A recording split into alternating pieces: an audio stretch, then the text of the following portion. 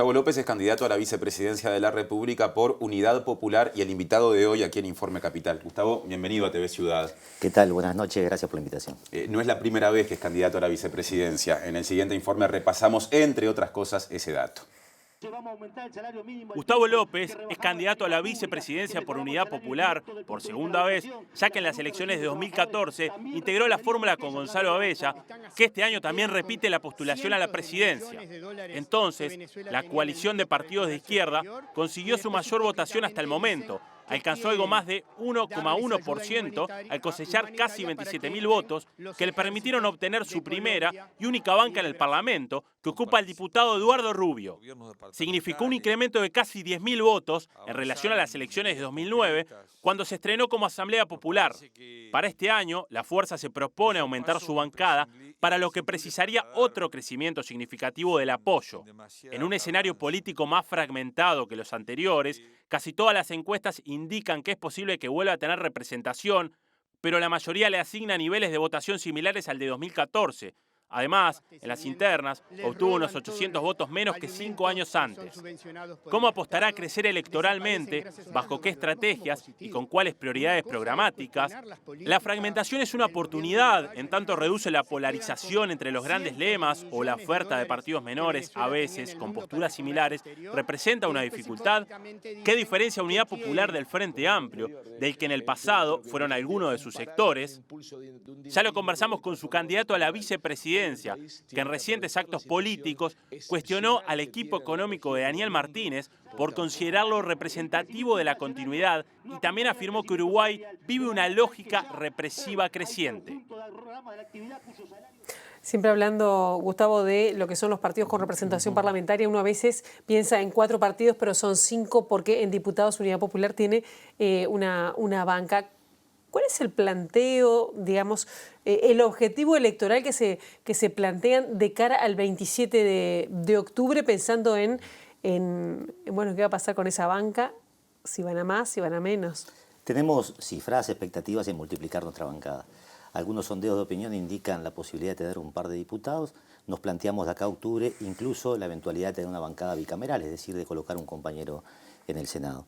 Sabemos que este es un objetivo difícil, la vida cuenta de la enorme desproporción de recursos que existen entre los distintos partidos, de la modestia de nuestra fuerza, de la que somos plenamente conscientes, pero también sabemos que existe en Uruguay un espacio para la reconstrucción de la izquierda, para devolverle a la izquierda su significado original, y ese es el espacio que queremos ocupar nosotros. ¿Cuáles son los ejes centrales que están trabajando de cara a la campaña?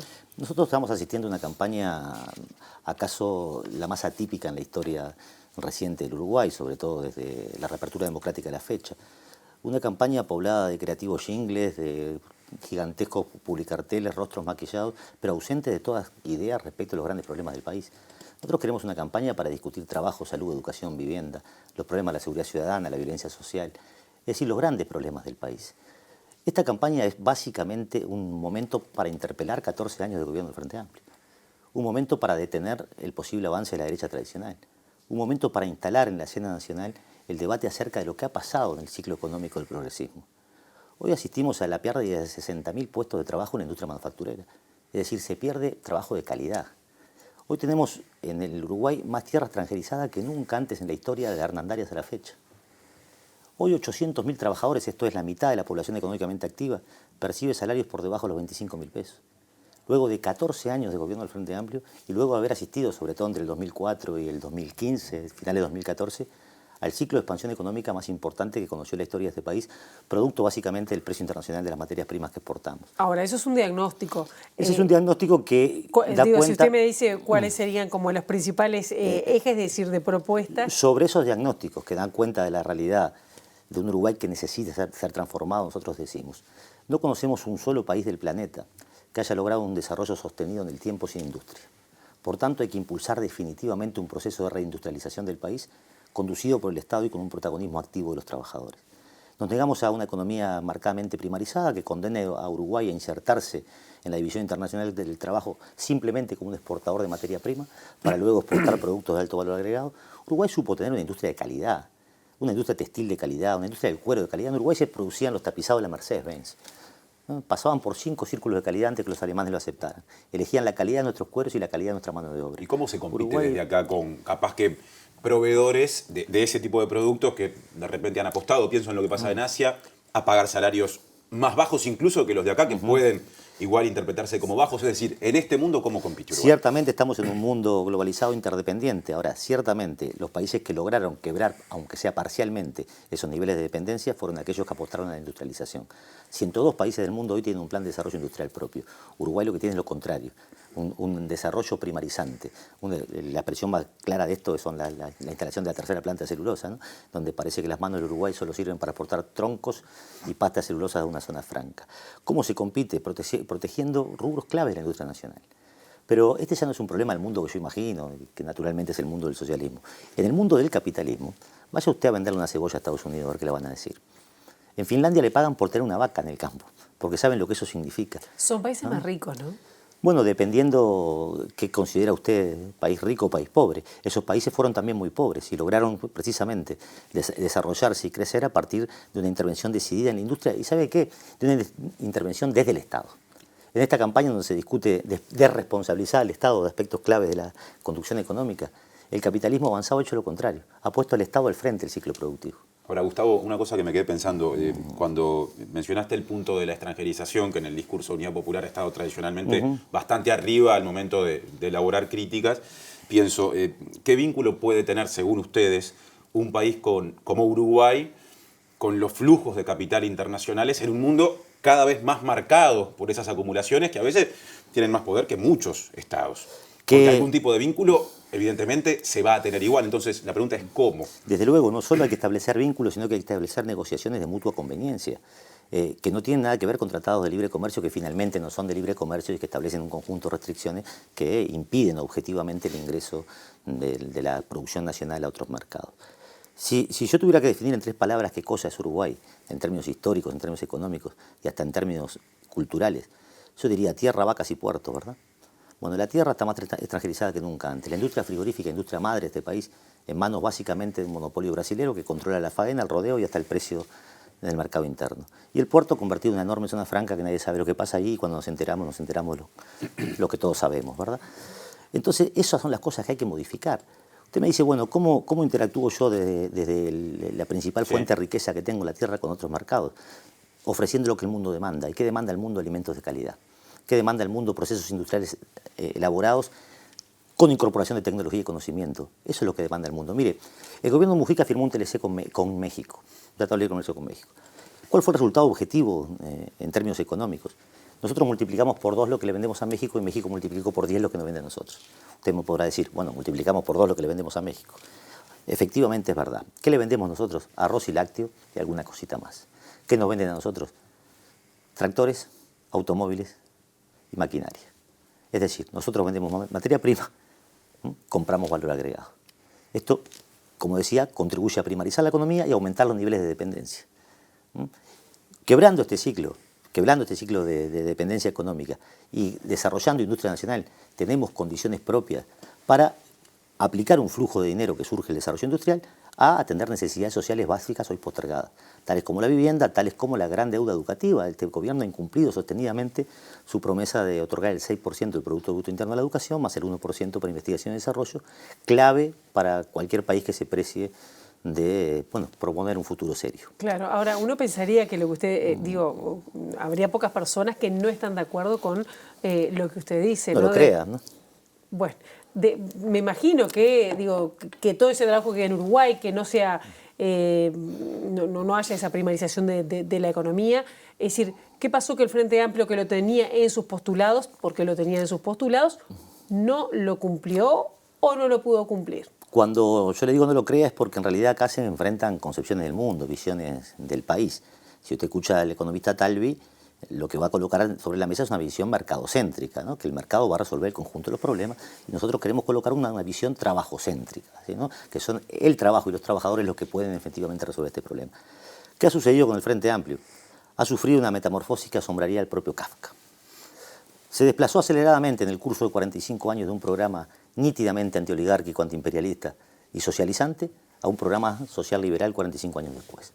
Tal es así que los organismos financieros internacionales aplauden entusiastamente la política de Astori. Las cámaras empresariales referencian a Astori como un ministro de Economía de excepción. las publicaciones financieras internacionales, The Economist decía que Astori era el mejor ministro de Economía de la región. No hay una sola medida en la conducción económica de los últimos 14 años que se distancie en términos sustantivos de la conducción económica de los gobiernos que le precedieron. Diría más, todo el sustento de la política de gobierno se mantiene sobre el ordenamiento jurídico de la década de los 90. Ley de inversiones, ley de puertos, ley de reforma de la seguridad social y algunas otras que son de paternidad exclusiva del Frente Amplio, como la ley de las PPP, participación pública y privada, que ha llegado a mercantilizar hasta la reclusión, convertir una cárcel por PPP en Punta de Rieles. ¿Y cómo se explica entonces, no sé, las críticas fuertes que hacen fundamentalmente al tamaño del Estado, por ejemplo, o a que el Estado participe de algunas actividades desde algunos partidos de la oposición, al caso Partido Nacional y Colorado, al mismo Frente Amplio que ustedes lo tironean por el otro flanco? Las críticas de la derecha tradicional tienen por objetivo instalar una restauración conservadora que viene a pulverizar derechos, a instalar lo que vemos en la región, ¿no? Lo que vimos con el gobierno de Macri, lo que vemos con el gobierno de Bolsonaro y cosas de esa naturaleza en el plano económico. El tamaño del Estado nunca es el problema. El problema es en qué se gasta el dinero del Estado. Usted puede tener un Estado gordo e ineficiente y puede tener un Estado flaco e eficiente. ¿Cómo gasta hoy el Estado para ustedes? Nosotros creemos que el Estado hoy no gasta bien.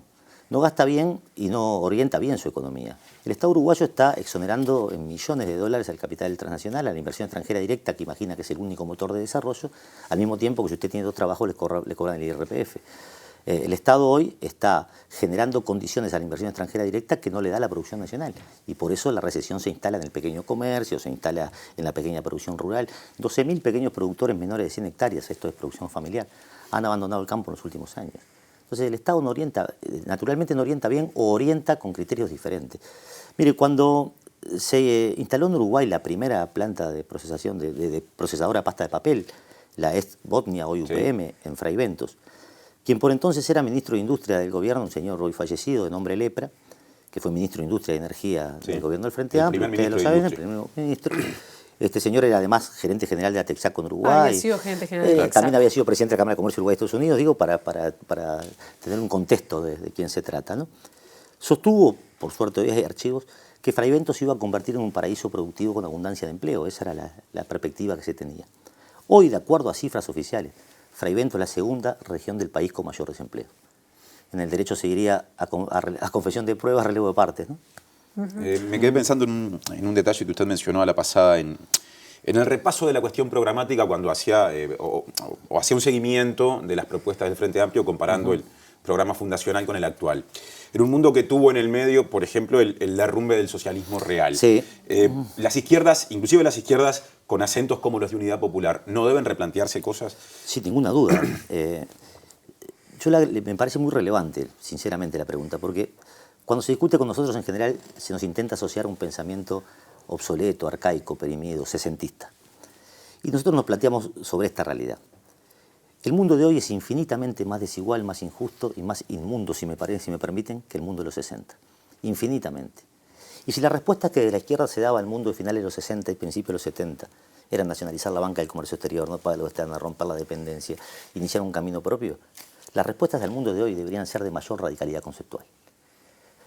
Independientemente de los errores y horrores que se hayan cometido a nombre del socialismo, el socialismo sigue siendo la única meta que una inteligencia sensata se puede plantear. El capitalismo demuestra todos los días que no tiene para ofrecer a la humanidad más que la reproducción sistemática de la injusticia, la desigualdad, la muerte, la guerra. Miren, el mundo de hoy, este mundo moderno, integrado, en las costas del primer mundo, ahí en el Mediterráneo, se ahogan miles de personas mientras los mira el mundo avanzado desde el puerto.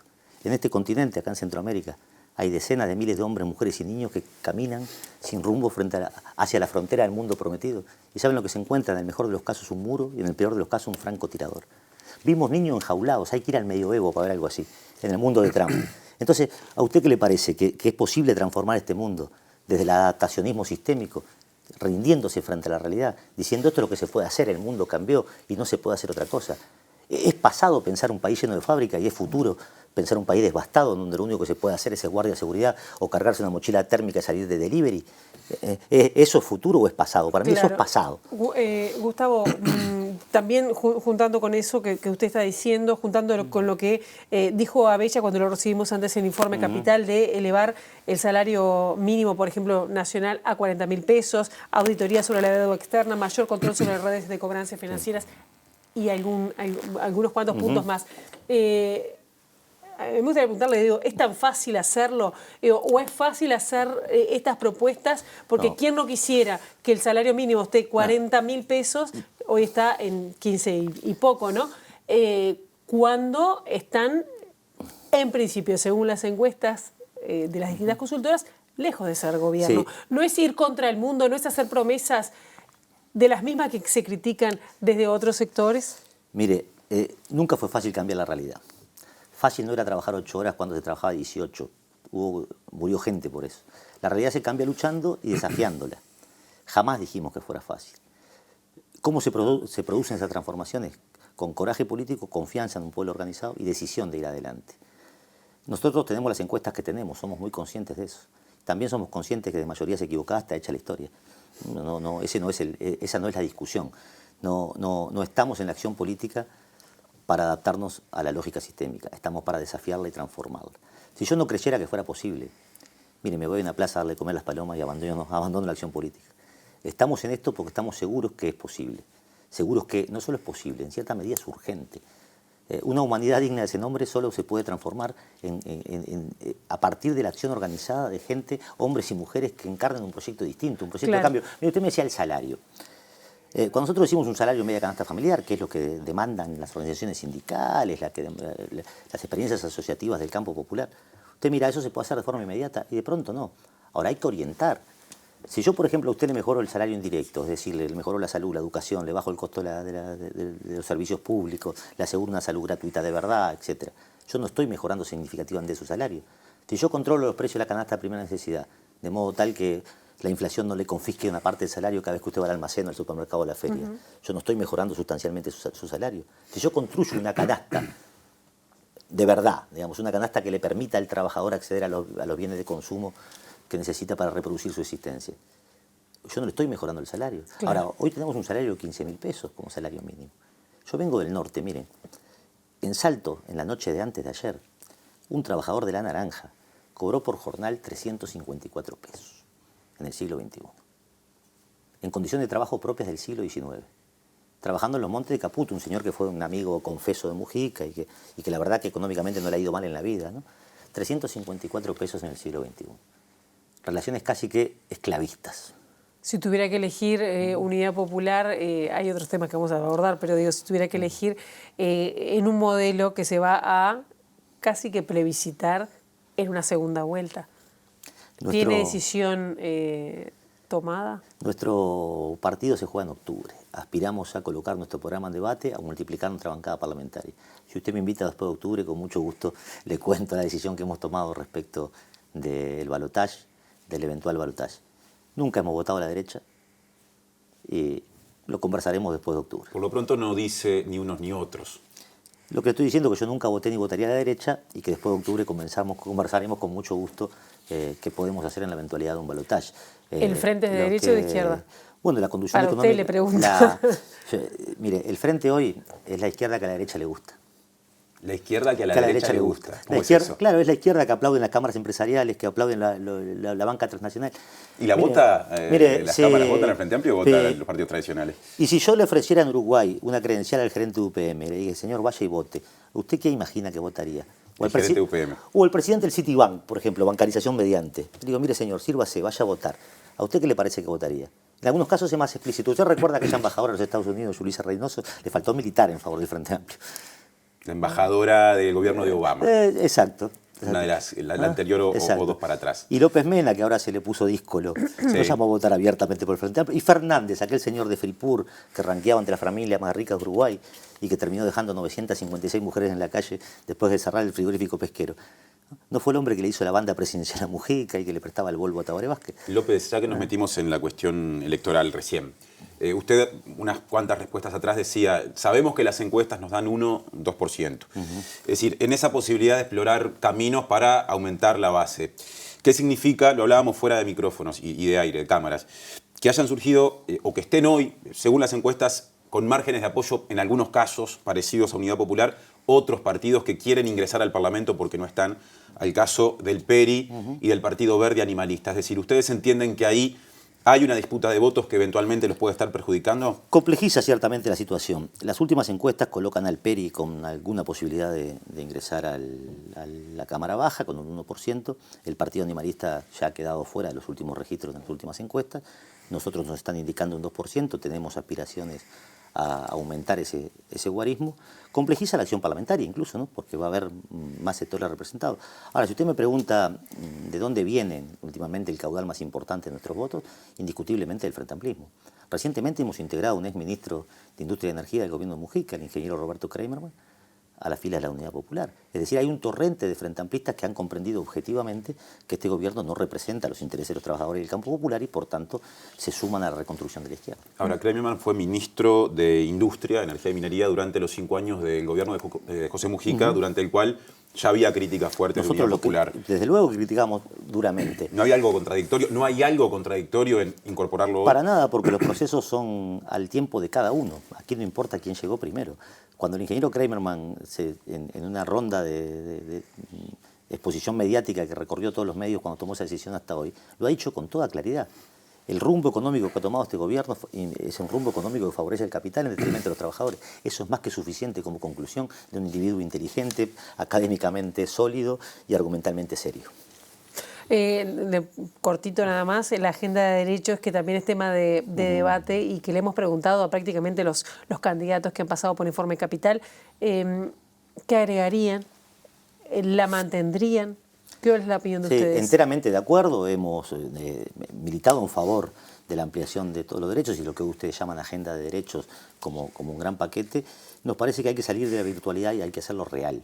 Es decir, por ejemplo, se han votado leyes que luego no tienen el presupuesto ni los recursos para su implementación y su cumplimiento, su objetivación en la realidad. Por tanto, digamos, hay que dotar. La ley de violencia de género, por ejemplo, es una ley que se votó sin recursos. Entonces aparece como una virtualidad que luego se complejiza a la hora de su aplicación concreta. En el resto de lo que se engloba en la agenda de derecho, con la excepción de la legalización de la marihuana, donde ahí, no en la legalización, sino en su aplicación concreta, terminamos teniendo alguna duda a quien favorece, sobre todo cuando vemos individuos como Sartori invirtiendo en el negocio de la marihuana, en fin. Usted habla de los empresarios que terminan quedándose con el negocio. Entonces ahí ya no es un problema de lo que cada uno se pone entre su pecho y espalda, sino que es un problema de quién está atrás de esto, de que hay respecto del manejo de las semillas por parte de Monsanto, en fin, otro conjunto de cosas que sería... Ahí sí harían cambios. Hay cambios sustanciales, ¿no? Sobre todo para garantizar calidad a la gente y para garantizar derechos reales, ¿no? Para que estos derechos no terminen siendo la fuente de ganancia de los mismos de siempre. Ya tenemos que cerrar, Gustavo. En las últimas horas, en los últimos días, ha sido muy crítico con el Frente Amplio a propósito del crecimiento de Guido Manini Ríos y de Cabildo Abierto. Brevemente, ¿por qué? El general Manini Ríos era un coronel, el Frente Amplio, salteándose los mecanismos tradicionales, en el Parlamento le vota la veña por unanimidad para que sea general. Durante la gestión en el Ministerio de Defensa de Fernández Huidobro, que Fernández Huidobro, hay que decirlo con toda claridad, fue algo así como el ángel de la guardia de la impunidad en Uruguay, fue quien promovió a Manini Ríos a niveles increíbles, pero increíbles. Alcanza con ver las palabras de Manini Ríos en el sepelio de Huidobro para comprobar el grado de afinidad ideológica que ambos tenían. En tal sentido, una parte del crecimiento de Manini Ríos debe naturalmente atribuirse a la promoción que de él se hizo por parte del Frente Amplio. Yo, la última para cerrar de mi parte, pocas mujeres igual en Unidad Popular. Bueno, tal vez deba reconocer que eso sea un debe. Lo discutimos incluso a la hora de conformar la fórmula.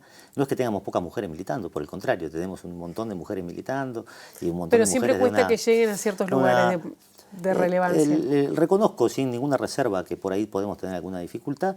No obstante, tenemos un conjunto de mujeres muy valiosas y colocadas al frente de espacios clave de nuestra organización. Gustavo, gracias por este rato para TV Ciudad. Hasta la próxima. Gracias a ustedes, ha sido un gusto.